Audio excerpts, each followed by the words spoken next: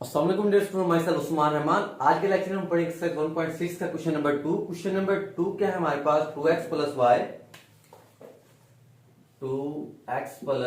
Y बराबर है 3 के एंड सेकंड इक्वेशन है 6x प्लस 5y बराबर है 1 के। ये हमारे पास एक क्वेश्चन दिया है। क्वेश्चन में उसने हमसे क्या पूछा कि use matrix if possible, matrix को इस्तेमाल करें अगर मुमकिन है तो, to solve the following system of linear equation. जो आपके पास ये लीनियर इक्वेशन दी गई है इसको सॉल्व करना है। कैसे? दो मैट्रिक्स है, फर्स्ट वन मैट्रिक्स इनोमेट्रिक and second one Cramer rule.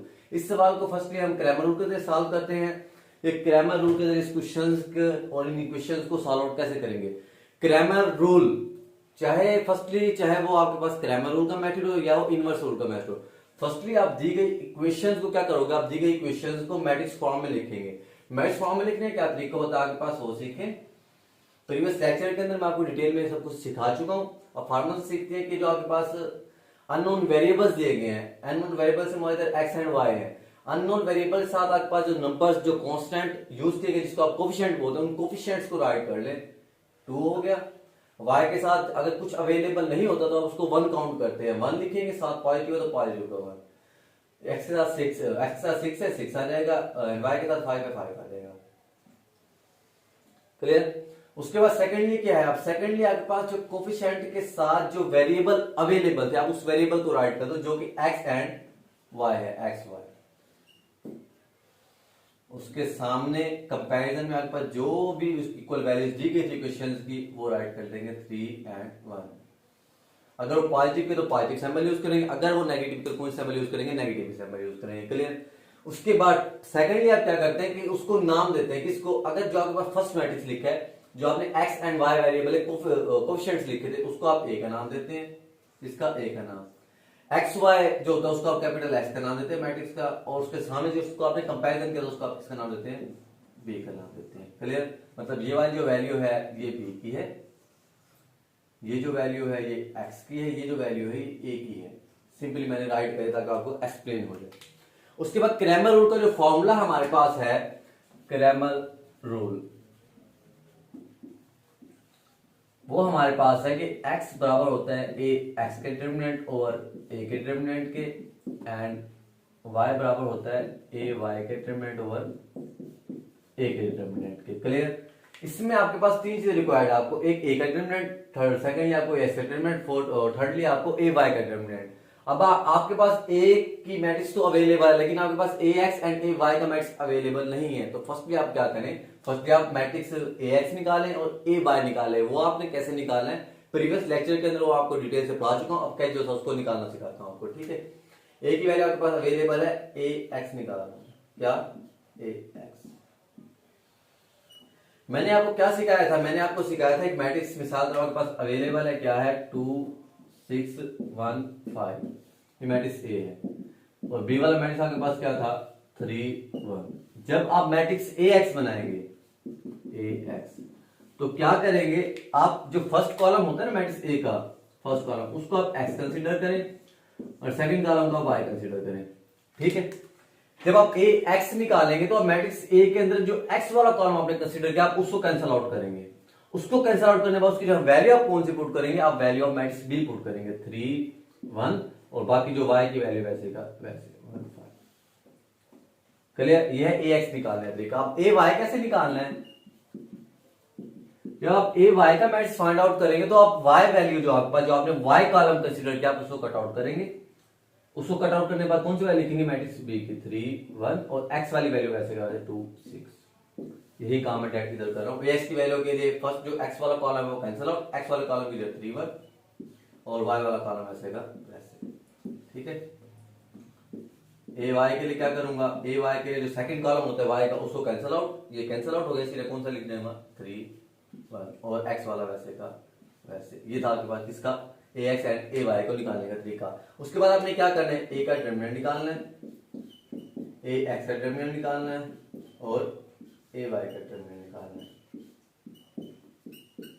ए का डिटर्मिनेंट निकालता हूं, मैट्रिक्स ए अवेलेबल है, निकालने का तरीका है कि डायगोनल को डायगोनल के साथ, सैमल डिवाइड नेगेटिव यूज करता हूं और नॉन डायगोनल को नॉन डायगोनल के साथ। 2 multiply 5 1 multiply by 6, 2 multiply 5 is equal to 10 and 1 minus multiply by 6 is equal to 6, 10 minus 6 is equal to 4। ये क्या आ गया आपके पास ए का डिटरमिनेंट। क्लियर। अब सेकेंडली में क्या करूंगा, ए एक्स का डिटरमिनेंट निकालूंगा। ए एक्स की वैल्यू कौन सी ये वाली है, 3 multiply by 5 negative 1 multiply by 1, 3 multiply 15 minus 1 and 50 minus 1 equal to 14। ये आपके पास इसका जवाब आ गया ए एक्स के डिटरमिनेंट का। क्लियर। अब मैं क्या करूंगा, ए वाई का डिटरमिनेंट निकालूंगा। 2 multiply by 1 negative 3 multiply by 6 my 2 3 16 3 6 the 18 minus का 18, 2 तरफ 1 1 3 तरफ 6 18, 2 माइनस 18, एक पॉजिटिव के सेकंड में नेगेटिव, तो क्या कहते हैं नेगेटिव करते हैं। 18 में से 2 गए 14, सैंपल कौन सी लगाऊंगा, सॉरी 18 में से 2 गया आपके पास 16, सैंपल कौन सी लगाऊंगा, नेगेटिव की लगाऊंगा। क्यों, क्योंकि जो बड़ी वैल्यू आपके पास दे रखी है, बड़ी जो नंबर है वो 18 है, 18 का नेगेटिव है तो नेगेटिव की सैंपल आ जाएगी। ये आपके पास आ गया ए वाई का डिटरमिनेंट। अब चेक करें जो रिक्वायरमेंट वो पूरी हो गई। रिक्वायरमेंट ए का डिटरमिनेंट निकाल लिया, ए एक्स का डिटरमिनेंट निकाल लिया, ए वाई का डिटरमिनेंट निकाल लिया, तीनों डिटरमिनेंट्स आप निकाल चुके हैं। तो अब जो आपके पास गिवन फॉर्मूला दिया गया है उसके अंदर वैल्यू पुट करें और इसका क्या निकालें, आंसर निकालें। क्लियर। बाय यूजिंग फॉर्मूला अब तीनों वैल्यू फाइंड आउट कर चुके हैं, अब इसके जस्ट वैल्यू पुट आउट करें। ए एक्स का डिटरमिनेंट क्या निकाला आपने, 14/4, ठीक है। 2 के टेबल से 2 2 दा 4 एंड 2 7 दा 14। आंसर आपके पास क्या आ गया 7/2। वाई के लिए ए वाई का डिटरमिनेंट पुट करें। ए वाई के डिटरमिनेंट के पास जो वैल्यू निकले वो निकले माइनस का 16 बाय ए का डिटरमिनेंट क्या निकला आपके पास 4 का टेबल जाता है दोनों के ऊपर, कट आउट करें 4 1 दा 4 4 4 दा 16। आंसर क्या आएगा आपके पास, y is equal to minus का 4। सो सोल्यूशन सेट आपके पास क्या होगा, solution set is equal to 7/2 and -4। मतलब जो फर्स्ट वैल्यू होती है सोल्यूशन सेट के अंदर वो x होता है एंड जो सेकंड वैल्यू होती है वो y होता है। ये आप अपनी की बुक से लास्ट से आंसर चेक कर लें कि आपने जो आंसर निकाला है बिल्कुल करेक्ट निकाला है या कहीं मिस्टेक तो नहीं है। हमारे पास x का जो आंसर निकला 7/2 निकला है एंड y का जो आंसर निकला वो क्या निकला है माइनस का 4। ये था हमारे पास part number 2 by Cramer rule. अब हम पार्ट नंबर 3 को स्टडी करते हैं क्रैमर रूल के जरिए। इसके अंदर जो मैंने आपको डिटेल के अंदर चीजें पढ़ाई वो क्या पढ़ाई, आपको ए डिटरमिनेंट निकालना, मैट्रिक्स ए एक्स बनाना एंड मैट्रिक्स ए वाई बनाना। तो अगर आपको मैट्रिक्स ए एक्स और ए वाई बनाना नहीं आएगा तो आप क्रैमर रूल को सॉल्व कर ही नहीं सकते। क्रैमर रूल को सॉल्व करने के लिए मैट्रिक्स ए एक्स और मैट्रिक्स ए वाई का बनाना बेहद जरूरी है। पार्ट नंबर इसका 3 देखते हैं। पार्ट नंबर 3 क्या है हमारे पास, 4x + 2y बराबर है 8k एंड 3x - y बराबर है -8k। क्या करना है, फर्स्टली क्रैमर रूल को सॉल्व करूंगा तो इसको मैट्रिक्स फॉर्म में लिखूं, 4 2 4 2 3 एंड -1। अब मैंने -1 क्यों लगाया, पॉजिटिव का 1 क्यों नहीं लगाया, -1 मैंने इसलिए लगाया क्योंकि जो y जो आपके पास वेरिएबल दिया गया उसका कोएफिशिएंट अगर अवेलेबल नहीं होता उसको आप 1 कंसीडर करते हैं। 1 कंसीडर कर लिए, अब साथ जो सैंपल यूज हो रही है सर आप उसी सैंपल को मेंशन करेंगे, मेंशन कर दिया। उसके अलावा जो आप मैट्रिक्स x की वैल्यू क्या निकालते हैं, x y और सामने कंपैरिजन करके उसको वैसे का वैसे लिख देते हैं। क्लियर। इसको आप ए का नाम देते हैं फर्स्ट मैट्रिक्स को, इसको आप एक्स का नाम देते हैं और इसको आप बी का नाम देते हैं। नाम देने वाले बन गया मैट्रिक्स ए एक्स बराबर है बी के। ठीक है। तो आपके पास जो फॉर्मूला होता है क्रैमर रूल के जरिए सॉल्व करने का वो फॉर्मूला है हमारे पास x बराबर होता है ए एक्स का डिटरमिनेंट बटा over A determinant and y will be equal to A y का डिटरमिनेंट ओवर ए डिटरमिनेंट।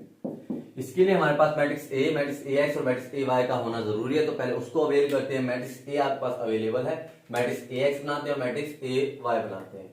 ठीक है, matrix A x previous question में आपको डिटेल में पढ़ा चुका मैट्रिक्स ए एक्स कैसे बनाएंगे। मैट्रिक्स ए एक्स बनाने के लिए मैट्रिक्स ए और मैट्रिक्स बी को यूज करेंगे। मैट्रिक्स ए एक्स बनाने के क्या करूंगा, फर्स्ट जो कॉलम होता है उसको मैं एक्स का नाम देता हूं, जिसको इस फर्स्ट कॉलम का एक्स का नाम। मैट्रिक्स ए एक्स बनाते हुए फर्स्ट कॉलम को स्किप करेंगे, मैट्रिक्स ए के फर्स्ट कॉलम में किसकी वैल्यू लिखेंगे, मैट्रिक्स बी की वैल्यू लिखेंगे। 4 3 को स्किप किया, 4 3 की वैल्यू किसकी आ जाएगी 8 -1 की, और जो सेकंड कॉलम है वैसे का वैसे 2 -1। ये बन गया आपके पास ए एक्स। इसी तरह ए वाई बनाऊंगा। ए वाई को बनाने का तरीका है आपके पास कि ए वाई के लिए सेकंड कॉलम वाई कॉलम को कैंसिल आउट करूंगा, वाई कॉलम की मैट्रिक्स बी की वैल्यू और ए की वैल्यू वैसे का वैसे, मतलब फर्स्ट कॉलम की वैल्यू। क्लियर। ए एक्स ए वाई बनाना सीख लिया। उसके बाद इसके डिटरमिनेंट्स निकालें, 4 multiply by -1 negative 2 multiply by 3 -4 and negative का 6। नेगेटिव नेगेटिव क्या करते हैं आप पॉजिटिव करते हैं, सैंपल किसकी आती है नेगेटिव की आती है, नेगेटिव 10 आ गया ए का डिटरमिनेंट। इसी तरह आप ए एक्स का डिटरमिनेंट निकाल लें। ये एक्स की वैल्यू क्या है 8 ज़रबे माइनस 1 माइनस 2 ज़रबे माइनस का 1। ठीक है, 8 ज़रबे 1 माइनस का 1 minus 8, negative negative positive, positive का 2, आंसर जो आपके पास आ गया वो नेगेटिव का 6 आ गया, क्योंकि एक वैल्यू किसकी है पॉजिटिव की, एक नेगेटिव की, तो क्या करेंगे आप नेगेटिव ही करेंगे। बड़ी सैंपल बड़ी वैल्यू जिसकी होगी आप उसकी सैंपल को यूज करेंगे। क्लियर। इसी तरह आप ए वाई का डिटरमिनेंट निकाल लेंगे। ए वाई अवेलेबल है 4 मल्टीप्लाई बाय माइनस का 1 negative 8 multiply by 3, 4 multiply minus का माइनस 4 नेगेटिव का 24, आंसर आपके पास जो आएगा किसका आएगा नेगेटिव का 28 आएगा। नेगेटिव नेगेटिव पॉजिटिव करेंगे, सैंपल किसकी आएगी जो सैंपल अवेलेबल, दोनों सैंपल नेगेटिव के, सैंपल नेगेटिव की आएगी।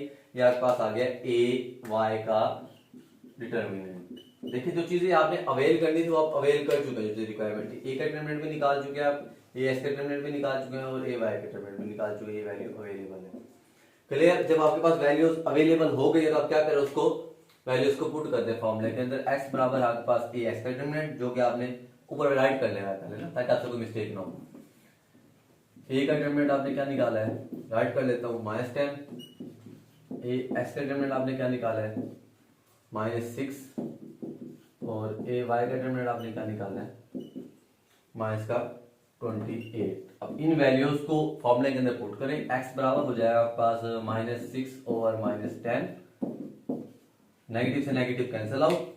ठीक है, 2 3 6 2 5 10, आंसर जो आपके पास आएगा वो क्या रहेगा 3/5, 2 के टेबल से कट आउट होने के बाद। इसी तरह आप y की वैल्यू के लिए ए वाई और a की वैल्यू पुट करें माइनस का 28 ओवर माइनस का 10, नेगेटिव से नेगेटिव कैंसिल आउट, 2 के टेबल से कट आउट करें 2 5 10 एंड 2 14 28, आंसर जो आपके पास क्या आ जाएगा नेगेटिव से नेगेटिव कैंसिल आउट और 14/5। ये आपके पास आ गया है y और x का आंसर। अब आंसर की बुक से के आंसर शीट से आप क्या करें, इसका आंसर चेक करें कि आपने जो आंसर निकाला है वो एक्यूरेट है या नहीं है। बुक के लास्ट के अंदर आपके पास आंसर अवेलेबल होते हैं, वहां से आप अपने आंसर को चेक कर सकते हैं। हमारे आंसर निकले x बराबर 3/5 के एंड y बराबर है 14/5 के, जो कि बिल्कुल एक्यूरेट है। तो हम नीचे लिख सकते हैं क्या कि solution set is equal to 3/5 and 14/5। ये था हमारे पास ग्रामर रूल के जरिए पार्ट नंबर 3। आज के इस लेक्चर के अंदर हमने ग्रामर रूल के दो क्वेश्चंस को सॉल्व किया जो एक्सरसाइज 1.6 से 6 के अबाउट है। ठीक है, 1.6 के अंदर हमने पार्ट नंबर 2 पार्ट नंबर 3 को सॉल्व किया जिसमें हमने ग्रामर रूल को सीखा। ग्रामर रूल में हमने क्या सीखा, ग्रामर रूल के अंदर हमने मैट्रिक्स को फॉर्म बनाना सीखी। मैट्रिक्स की फॉर्म बनाने के बाद हमने क्या सीखा, मैट्रिक्स ए और मैट्रिक्स बी की मदद से हमने मैट्रिक्स ए एक्स को क्रिएट किया और इसी तरह हमने मैट्रिक्स ए वाई को क्रिएट किया। Matrix A x and matrix A y को क्रिएट करने के बाद हमने फॉर्मूले की तरफ तवज्जो की। फॉर्मूले में हमने क्या बताया गया हमें कि एक्स के लिए हम ये वाला फॉर्मूला यूज कर सकते हैं एंड वाई के लिए हम ये वाला फॉर्मूला यूज कर सकते हैं। अब हमारे पास जो चीजें रिक्वायरमेंट थी वो हम अवेल कर चुके थे। अवेल करने के बाद हमने वैल्यूज को पुट आउट किया। वैल्यूज को पुट आउट करने के बाद आपके पास एक्स एंड वाई का आंसर निकला है जो कि आपने यही सॉल्व करना था। क्वेश्चन को बड़े ध्यान के साथ करें। इस एक्सरसाइज के अंदर आपके पास 8 इसके पार्ट दिए गए। क्वेश्चन नंबर 1 के हवाले जिसको आपने क्रैमर और इनवर्स रूल के जरिए सॉल्व करना है। पंजाब बोर्ड के हवाले से, फेडरल बोर्ड के हवाले से एक्सरसाइज 1.6 मोस्ट इंपोर्टेंट है किसके लिए, लॉन्ग क्वेश्चन के लिए। किसके लिए मोस्ट इंपोर्टेंट एक्सरसाइज है, किसके लिए, लॉन्ग क्वेश्चन के लिए। लॉन्ग क्वेश्चन जो कि आपके पास 4 मार्क्स का 4 नंबर का आता है। क्वेश्चन नंबर 5 पार्ट नंबर 1 जो आता है चैप्टर 1 से आता है, जो एक्सरसाइज 1.6 से आता है। इन क्वेश्चंस को रिपीट करें आप, 8 के 8 पार्ट को सॉल्व कर देखें। अगर कोई मिस्टेक होती है तो हमसे कमेंट में पूछें। इंशाल्लाह अपनी पूरी कोशिश करेंगे कि आपके नेक्स्ट लेक्चर डिलीवर करें, बाकी पार्ट्स का भी करें। इंशाल्लाह कोशिश करेंगे आने वाले तमाम लेक्चर्स हैं उसके हम तमाम पार्ट्स को कवर करवाएं। अपना ख्याल रखिए, मिलते हैं इंशाल्लाह नेक्स्ट लेक्चर के अंदर। अल्लाह हाफिज।